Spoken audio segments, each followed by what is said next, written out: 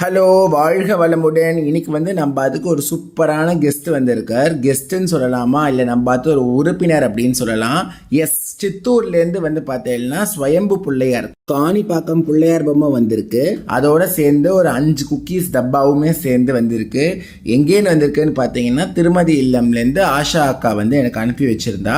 ரொம்ப நல்லா இருந்தது. ஸோ சுவாமிக்கு மங்களகரமாக பூஜையெல்லாம் போட்டதுக்கப்புறமா பிரசாதமாக அதிலேருந்து குக்கீஸ் எல்லாம் நேவேத்தியம் பண்ணிவிட்டு அதுக்கப்புறம் ஒரு டப்பாவை ஓப்பன் பண்ணி டேஸ்ட் பண்ணலான்னு சொல்லிட்டு பார்த்தேன்.